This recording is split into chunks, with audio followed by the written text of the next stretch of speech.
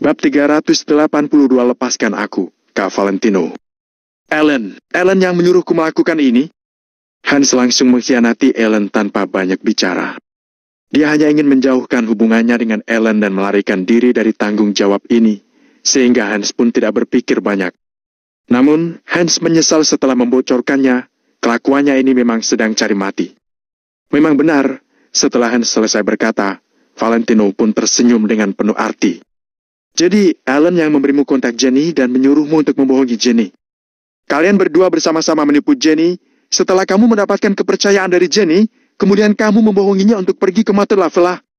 Valentino berkata dengan suara tenang, namun terdapat penekanan yang tidak dapat diabaikan. Mata Jenny pun melebar, karena apa yang dikatakan Valentino terdengar beralasan dan ada jejak dari semua hal ini. Ellen adalah teman sekelas Jenny, jadi dia ada WhatsApp-nya Jenny. Lalu, saat hari Jenny terjadi masalah, juga memang benar Hans yang mengajak dirinya keluar. Bahkan pemuda yang datang menjemput Jenny pun berkata Hans yang menyuruhnya datang untuk menjemput. Kak Valentino, bukan aku. Jelas Hans dengan muka pucat pasi. Bicaralah dengan baik. Apakah itu kamu? Valentino menatap Hans dengan tatapan dingin. Hans ketakutan saat melihat tatapan Valentino. Setelah itu, dia pun menundukkan kepalanya dengan putus asa. Sementara Jenny memikirkan banyak hal ketika melihat adegan ini. Hari Jenny terjadi masalah adalah hari dia pergi berkencan dengan Hans. Namun, hal akan dirinya pergi berkencan dengan Hans. Hanya Hans, dirinya dan keluarganya yang tahu. Saat itu, Jenny memang sedang tidak puas dengan Valentino. Ditambah lagi barang Valentino yang ditemukan di dalam hotel, sehingga dia langsung menempatkan tersangka pada Valentino.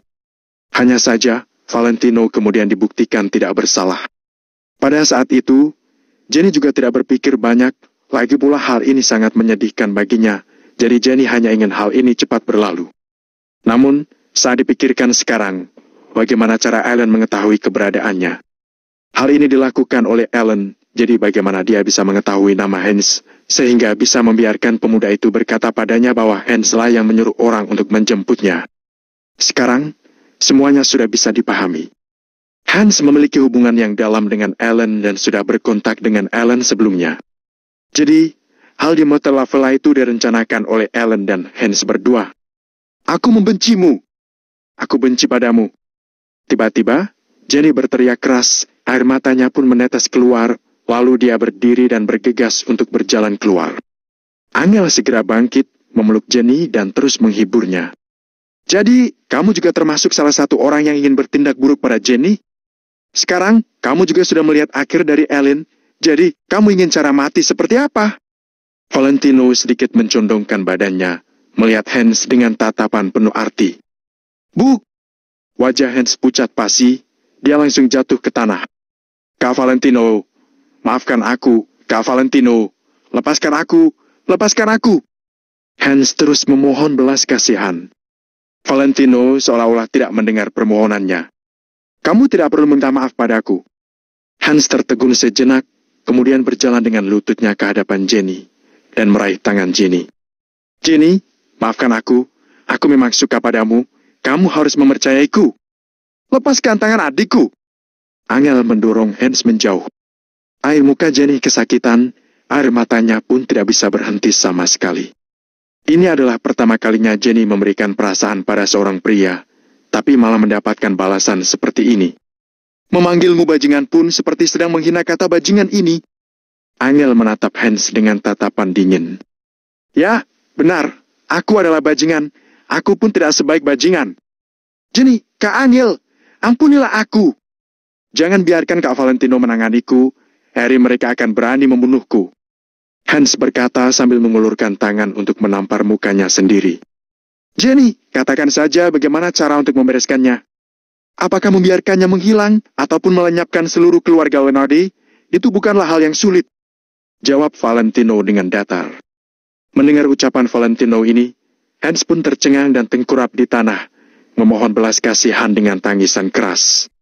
Jenny, apa kamu sudah lupa kenangan masa lalu kita? Kamu berkata padaku bahwa kamu suka teh susu. Aku juga pernah membawamu ke pusat permainan dan hiburan. Hans mulai mengenang masa lalunya bersama Jenny sambil menangis terus-menerus. Air mata Jenny terus mengalir. Sekejap kemudian dia mulai berkata, "Kakak ipar, biarkan dia pergi. Hubungan kita berdua sampai di sini saja." Pada akhirnya, Jenny pun tidak tega untuk menyakiti Hans. "Jenny, kamu terlalu baik hati." Angel menghela napas ringan. Sementara Valentino sedikit mengernyitkan keningnya, Jenny bukanlah baik hati melainkan sedang melakukan hal bodoh. Akan tetapi, kening Valentino segera menjadi datar, lalu berkata, "Baik, kamu yang membuat keputusan saja. Pergi!" Valentino melirik Hans sekilas. Baik, aku akan pergi sekarang juga." Hans buru-buru berdiri seperti dirinya telah diberikan pengampunan. Dia pun meninggalkan ruangan dengan ekspresi panik. Valentino menunjukkan raut wajah yang penuh arti. Dia melihat punggung Hans tanpa berkata apapun. Tangan Valentino pun mengeluarkan ponsel dan mengetuknya beberapa kali. Kemudian dia meletakkan ponselnya kembali. Baik hati merupakan hal yang baik. Namun, terkadang jika terlalu baik hati, hanya bisa membuat masalah bagi diri sendiri. Valentino bukanlah orang yang berdarah dingin, namun dia tidak pernah merasa dirinya adalah orang baik. Setelah Hans pergi jauh, Jenny pun seperti kehilangan seluruh tenaganya dan tersandar di kursi. "Kak, mengapa dia berbuat begitu padaku? Mengapa?" Jenny masih sedang menangis terseduh-seduh. Angel menghela napas, lalu bertanya, "Jenny, apa kamu yakin kalau dirimu benar-benar menyukai Hans?" Jenny pun tercengang sejenak dan berpikir pertanyaan ini dalam hatinya. Dia kemudian menjawab, "Orang yang aku sukai adalah Kak Tino." Mendengar ucapan ini, Valentino yang awalnya ingin mengungkapkan identitasnya pun langsung menutup mulutnya. Tidak boleh, hal ini tidak boleh diungkapkan. Kalau tidak, hubungan antar dirinya dengan Angel dan juga Jenny akan menjadi sangat canggung. "Iya, orang yang kamu sukai adalah Kak Tino, karena di dalam hatimu Kak Tino itu adalah yang terbaik. Jadi kamu merasa Hans itu yang terbaik. Sebenarnya, Hans hanyalah peniru, apa kamu harus bersedih untuknya?" Angel menasehati dengan serius. Jenny pun sedikit tertegun setelah mendengar ini. Suara tangisannya pun mulai mereda. "Benar, orang yang aku sukai adalah Kak Tino, bukanlah Hans. Hans hanyalah peniru." Jenny menyeka air matanya. "Akan tetapi, hari ini Kak Tino pasti sudah marah. Kalau tidak, mana mungkin dia langsung pergi setelah memberi hadiah di ruang siaran langsung. Terlebih lagi, selama ini dia tidak menambah WhatsAppku." Ekspresi Jenny pun menjadi sedih lagi. "Sudahlah, cepat kita kembali ke rumah. Setelah sampai di rumah, aku akan mengatakannya padamu." Angel memeluk Jenny, kemudian memanggil Valentino untuk meninggalkan Hotel Hilton bersama. Mereka bertiga pun memanggil taksi dan melaju ke arah rumah. Sementara itu, di sisi lain, Hans juga menyetir mobilnya dengan laju menuju ke rumahnya. AC di dalam mobil dihidupkan sampai maksimal, bahkan udara dingin pun membentuk kabut putih. Akan tetapi, butiran keringat pada kening Hans tetap menetes terus-menerus. Bab 383 ada beberapa hal yang tidak dapat dimaafkan.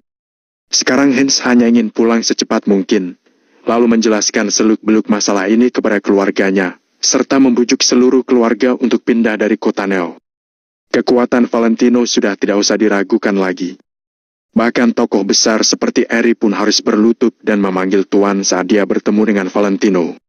Sehingga kalau Valentino ingin menyerang keluarga Hans, itu sangatlah mudah baginya.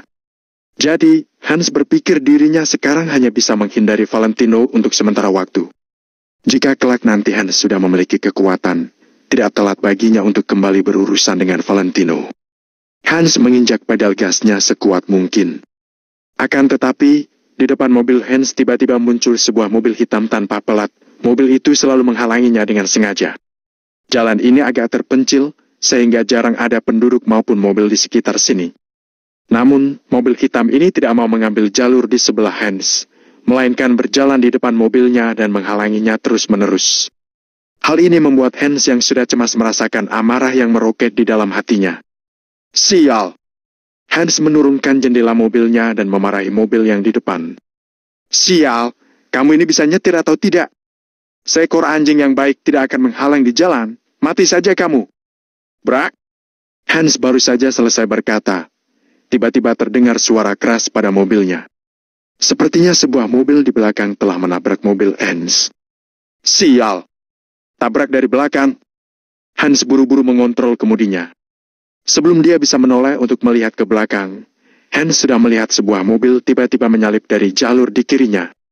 Tanpa ragu, mobil itu langsung membanting setir. Bagian depan mobil mendadak bergeser ke samping dan menabrak ke arah Hans dengan kuat. "Persetan!" Hans mengutuk dan buru-buru memutar kemudinya.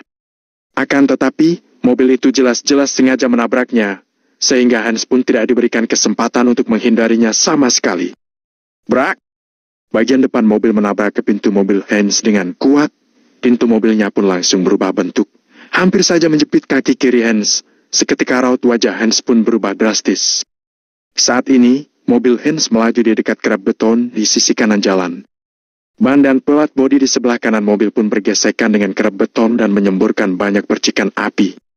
Di depan, di belakang dan juga di sisi kiri mobil Hans masing-masing terdapat satu mobil. Mobil dari ketiga sisi melingkari mobil Hans di tengah. "Siapa kalian? Apa yang mau kalian lakukan?" teriak Hans. Mobil yang berada di sebelah kiri pun menurunkan jendela mobilnya, menampakkan dua pengawal berpakaian hitam yang duduk di depan mobil. "Siapa kalian?" Firasat yang buruk muncul dalam hati Hans.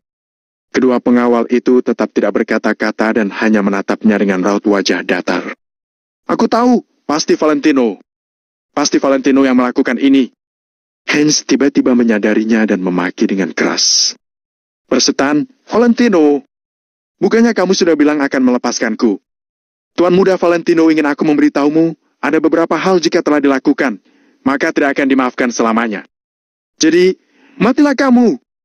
Pengawal berbaju hitam itu pun mencibir dan membanting setirnya lagi. Seketika mobil Hans pun tertabrak hingga meluncur jauh ke satu sisi. "Ingin nyawamu!" teriak pengawal itu dengan marah. Tiga mobil itu mendadak melaju dan menabrak ke arah Hans secara bersamaan. Bruk! Terdengar suara tabrakan yang keras. Kaca jendela keempat mobil itu pun menjadi pecahan yang tak terhitung jumlahnya dalam sekejap mata. Tiga mobil itu masih baik-baik saja. Hanya sebagian tubuh mobil yang rusak. Sementara mobil Hans dibanting dan diremas oleh ketiga mobil itu, volume mobilnya pun berkurang lebih dari sepertiga. Pada kondisi seperti ini, lembaran baja dan besi yang tak terhitung jumlahnya juga langsung menusuk ke arah Hans. "Ah!" Hanya dengan dua teriakan kesakitan, suara Hans pun berhenti tiba-tiba. Beberapa pengawal turun dari mobil tanpa peduli, bahkan tidak memberikan pandangan mata pada Hans sedikit pun. Mereka hanya meninggalkan dua orang untuk menangani tempat kejadian, sisanya pun pergi dengan cepat. Mobil tempat Hans berada terus meneteskan darah dari pintu pengemudinya. Malam hari, di rumah Angel. Valentino, Jenny dan Angel duduk berbicara bersama. Setelah dinasehati Angel, Jenny jauh lebih baik. Setidaknya dia tidak menangis lagi. Tiba-tiba, Jenny berkata, Kakak ipar, aku ingin pamit dengan kalian." Angel dan Valentino pun tertegun sejenak dan menatap Jenny dengan bingung. Jenny menundukkan kepalanya sebelum tersenyum dan berkata, "Aku ingin pergi keluar untuk bersantai. Aku sudah membeli tiketnya." Angel dengan cepat berkata, "Kamu menungguku menyelesaikan pekerjaan sekarang. Aku dan Valentino akan menemanimu pergi. Kamu tidak boleh pergi seorang diri." Valentino juga mengangguk ringan. Dia juga tidak ingin Jenny pergi sendirian. Karena sifat Jenny ini sangat mudah dirugikan. Setelah mendengar ini, Jenny pun menatap Valentino dengan sebuah tatapan yang hanya dipahami dirinya sendiri. Saat Jenny melihat Valentino berjuang untuk melindunginya, dia pun memiliki perasaan terhadap Valentino dalam hatinya. Untungnya, saat itu masih ada Hans di sampingnya. Jenny tahu dirinya juga menyukai Kak Tino, sehingga dia pun tidak berpikir banyak. Namun sekarang, setelah dia kecewa terhadap Hans, Jenny baru menyadari bahwa Valentino menempati posisi penting di dalam hatinya. Jenny tidak berani percaya, dia juga merasa sangat bingung, bahkan sedikit panik. Bagaimanapun juga, Valentino adalah suaminya Angel. Sementara Angel adalah kakaknya sendiri. Hari ini setelah Jenny pulang ke rumah, dia menahan emosinya sepanjang sore. Saat Angel menasehatinya, hati Jenny penuh dengan sosok Valentino. Pemandangan akan Valentino melindunginya, walau dia ditusuk 2 kali, tapi tetap tidak menyerah. Jenny berusaha keras untuk tidak memikirkannya, tetapi dia tidak bisa mengendalikannya sama sekali. Jenny tidak tahu harus bagaimana menghadapi hatinya, apalagi menghadapi Valentino dan kakaknya, Angel. Jadi, Jenny memilih untuk melarikan diri. Kak, jangan bicarakan lagi. Aku sudah memutuskannya. Aku pun sudah membeli tiket, jadi biarkan aku pergi sendiri saja. Aku sudah tumbuh besar dan pernah hidup sendirian di luar negeri selama 2 tahun. Kalian benar-benar tidak perlu mengkhawatirkanku, kata Jenny sambil tersenyum. Setelah Jenny siap berkata, Angel tertarik dengan berita di TV sebelum dia bisa menjawab. Stasiun ini melaporkan bahwa pada siang hari ini ada kecelakaan mobil di Jalan Kamsara. Kecelakaan mobil ini menyebabkan kematian 1 orang di tempat. Menurut penyelidikan, itu adalah putra dari perusahaan keluarga Wenardi di Kota Neo. Menurut kabar dari pelapor, kemungkinan balas dendam tidak dapat dikesampingkan. Karena tidak ada kamera pengawasan di ruas jalan itu, sehingga kasusnya masih dalam penyelidikan. Mendengar berita ini, Angel dan Jenny berdua langsung tertegun, lalu menyorotkan pandangan pada Valentino. Apakah ada sesuatu pada wajahku? Tanya Valentino. Angel bertanya pada Valentino dengan mata terbelalak. Valentino, apakah kamu yang melakukan hal ini? Bab 384 siapapun tidak bisa merebutnya. Hans baru saja berpisah dengan mereka. Tak lama kemudian dia mengalami insiden kecelakaan mobil. Apakah ini sebuah kebetulan? Angel dan Jenny merasa sangat curiga pada Valentino. Sepanjang sore ini aku berada di rumah, aku selalu bersama kalian. Apa yang bisa aku lakukan? Jawab Valentino dengan serius. Kalau begitu, kamulah yang menyuruh orang lain untuk melakukannya, kata Angel dengan bersikeras. Valentino tidak menanggapi Angel, dia hanya mengusap-usap hidungnya. Angel dan Jenny saling bertatapan dengan ekspresi terkejut. Bagaimana Hans bisa meninggal seperti ini? Valentino membunuh seseorang tanpa meninggalkan rumah. Hal ini juga tidak kalah menyeramkannya, kan? Valentino, kamu melanggar hukum. Angel masih tidak bisa menerima hal ini. Aku hanya bisa mengatakan kalau aku tidak melanggar hukum. Tenanglah. Valentino menjelaskannya dengan lembut. Serius? Angel terlihat curiga. Serius? Valentino menjawabnya dengan percaya diri. Angel menganggukkan kepalanya. Dia tidak mau membahas masalah ini terlalu jauh. Bahkan jika Valentino benar-benar melakukannya, Jenny tahu kalau semua itu Valentino lakukan demi dirinya. Memikirkan hal ini membuat Jenny semakin terharu. Setelah itu, Jenny berdiri sambil berkata, Baiklah, besok aku masih harus pergi. Aku akan mengemasi barangku dulu. Ini? Angel menghela napas. Jenny berjalan ke pintu kamar. Tiba-tiba dia menolehkan kepalanya ke arah Valentino, lalu berkata sambil tersenyum. Kak, apakah aku harus pergi besok? Iya, kamu boleh menempati kamar di villa yang berada di perumahan di Jing Oriental selamanya. Valentino menganggukkan kepalanya pelan. Terima kasih, Kak. Jenny tersenyum dengan matanya yang terlihat seperti bulan sabit. Setelah itu dia berjalan masuk ke kamarnya. Ketika pintu kamar ditutup, senyuman di wajah Jenny seketika menghilang dan digantikan oleh air mata. Hicks. Jenny bersandar di pintu, kemudian tubuhnya perlahan merosot ke bawah. Jenny menutup mulut dengan kedua tangannya, berharap agar suara tangisnya tidak terdengar. Air matanya terus mengalir hingga ke jemarinya. Mungkin perkataan itu ada benarnya. Tanyakan pada dunia apa itu cinta, maka dunia akan menunjukkan hubungan antara hidup dan mati. Di ruang tamu. Aku harap setelah ini Jenny bisa bertambah sedikit dewasa. Angel mengatakannya sambil menghela napas pelan. Pasti bisa, ada beberapa hal yang harus dilalui dalam proses pendewasaan. Kamu tidak akan bisa mencium wangi bunga plum tanpa melewati musim dingin yang menusuk. Valentino sedikit menganggukkan kepalanya. Angel menatap sambil menegur Valentino. Kelihatannya kamu sangat paham. Apakah kamu merasakan hal yang sama? Tentu saja. Bagaimanapun aku juga menjalankan hubungan denganmu selama 3 tahun sebelum kita akhirnya melakukan pernikahan. Valentino menghela napas panjang. Belum ada hasilnya, kan? Wajah Angel sedikit memerah. Kalau begitu, mengapa kita tidak meluangkan waktu untuk membuat hasilnya?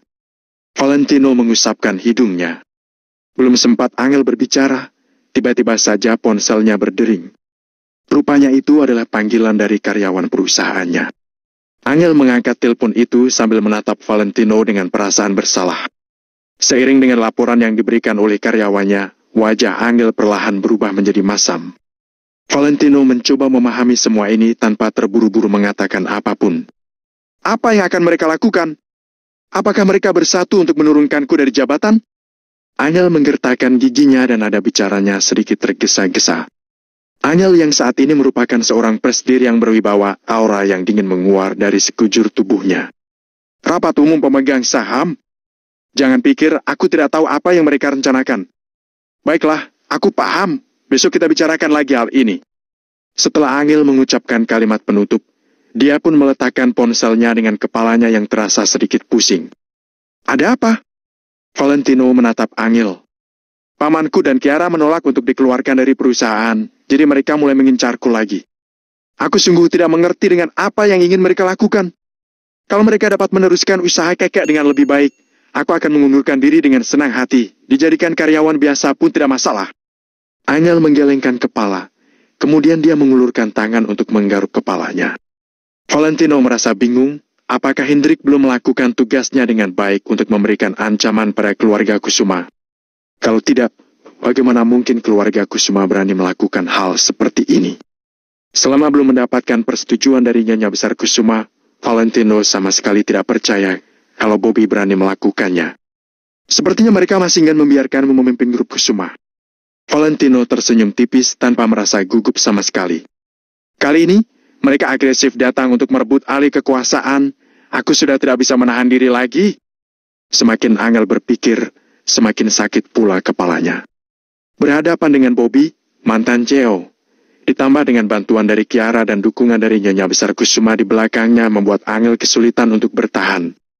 Angel ingin mengembangkan usaha Tuan Besar Kusuma dengan jerih payahnya sendiri, tetapi mereka tidak memberinya kesempatan. Tidak usah takut, kalau kubilang grup Kusuma ini milikmu, maka itu harus menjadi milikmu, siapapun tidak bisa merebutnya darimu. Mata Valentino sedikit menyipit, nada bicaranya penuh dengan rasa percaya diri yang tinggi. Angel menatap Valentino dengan heran, kemudian dia berkata, "Apa yang ingin kamu lakukan? Kamu tidak akan meminta bantuan Ari, kan?" "Tidak, walau kamu mengenal Ari, masih banyak hal yang tidak bisa Ari selesaikan di kota Neo ini. Terutama urusan dalam perusahaan.